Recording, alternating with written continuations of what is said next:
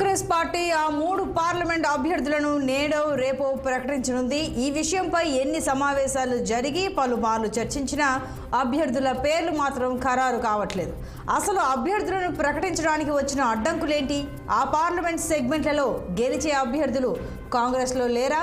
నేతల మధ్య సమన్వయం లేదా అంటూ ప్రశ్నలు తలెత్తుతున్నాయి. ఈ అంశం అధిష్టానానికి తలనొప్పిగా మారింది. హోటల్ నోవాటెల్లో కేసీ వేణుగోపాల్ ఏం చెప్పారు?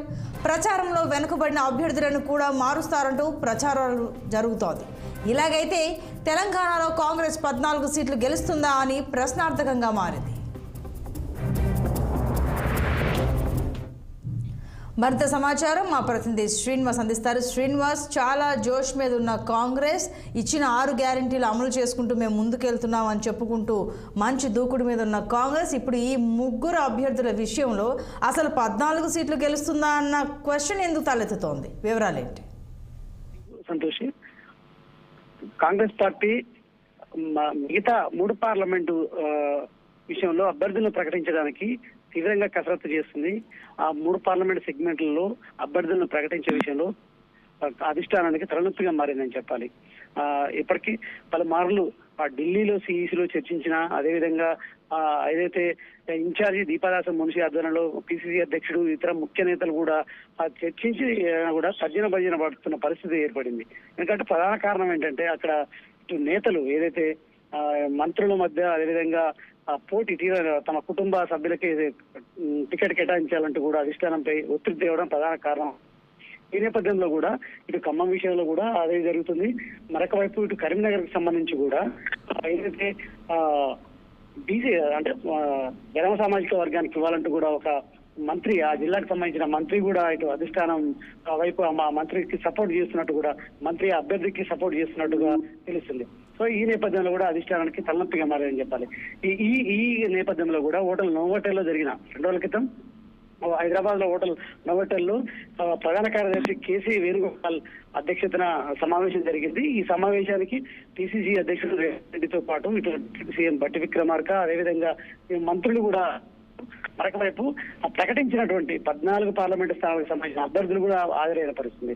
ఈ నేపథ్యంలో ప్రధానంగా ఇటు 3 పార్లమెంటు సెగ్మెంట్ల అంశం కావచ్చు, అదేవిధంగా ఇటు 14 పార్లమెంటు స్థానాల్లో కూడా ప్రచారం ఏ విధంగా కొనసాగుతుంది అనే అంశంపై కూడా ఇటు సునీల్ కనుగోలు, ఏదైతే పొలిటికల్ అనలిస్ట్ సునీల్ కనుగోలు ఇచ్చిన రిపోర్టు ప్రకారం కూడా ఇటు సమావేశంలో కీలకంగా చర్చించారు. సో ఈ నేపథ్యంలో కూడా మరి ఈ 3 పార్లమెంటు స్థానాలకు సంబంధించిన అభ్యర్థుల ప్రకటన విషయంలో ఎందుకు కాంగ్రెస్ పార్టీ ఇప్పటికీ కూడా పెండింగ్ లో పెట్టింది అనేది కూడా కాంగ్రెస్ వర్గాల్లో, గాంధీ భవన్ వర్గాల్లో కూడా చర్చనీయాంశంగా మారిన పరిస్థితి. ఇప్పటికీ ఈ ఏదైతే నోటిఫికేషన్ రేపు నోటిఫికేషన్ విడుదలవుతున్న నేపథ్యంలో కూడా ఇప్పటివరకు అభ్యర్థులు ప్రకటించకపోతే ఆ స్థానంలో కాంగ్రెస్ పార్టీ ఎలా గెలుస్తుంది? అనుకున్న ఈ తెలంగాణలో అధికారులకు ఉండి కూడా అనుకున్న 14-15 స్థానాలు గెలుస్తామని ధీమాగా ఉన్నా కూడా ఇలాంటి పరిస్థితుల్లో ఎలా గెలుస్తుందంటూ కూడా ఇప్పటికే ఆ నేతల్లో మాత్రం ఇటు అయోమయం నెలకొందని చెప్పాలి. ఈ నేపథ్యంలో కూడా ఇటు కేసీ వేణుగోపాల్ సీరియస్ గా సమావేశంలో మాట్లాడినట్టు తెలుస్తుంది. ఏదైతే నేతలు ఖచ్చితంగా పార్లమెంట్ స్థానంలో ఎమ్మెల్యేలు, కాంగ్రెస్ ఎమ్మెల్యేలు అందరూ సహకరించి ఖచ్చితంగా గెలుపు కృషి చేయాలి. మరొక వైపు నేతలంతా సమన్వయంతో పనిచేయాలి. ఎవరైతే అసంతృప్తులు ఉంటారో వాళ్ళందరికీ భవిష్యత్తులో ఏదైతే సీనియర్ నేతలకి భవిష్యత్తులో పదవులు ఉంటాయంటూ కూడా ఇటు చెప్పడం. మరొక వైపు ఇప్పటికే ప్రకటించిన అభ్యర్థుల్లో పార్లమెంట్ స్థానాల్లో ప్రచారంలో వెనకడుగు వేసిన అభ్యర్థులకు మాత్రం వార్నింగ్ ఇచ్చిన పరిస్థితుంది.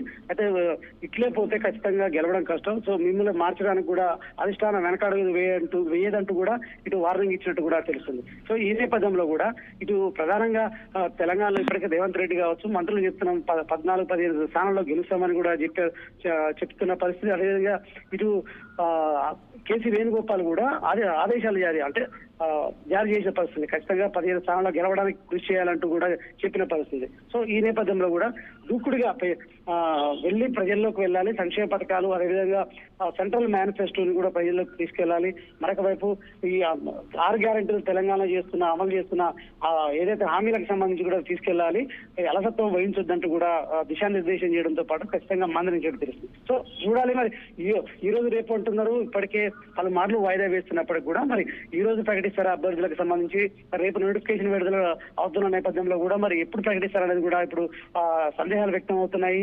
అదేవిధంగా గందరగోళ పరిస్థితులు నెలకొన్నాయని చెప్పాలి. Santosh. Okay right Srinivas, thank you.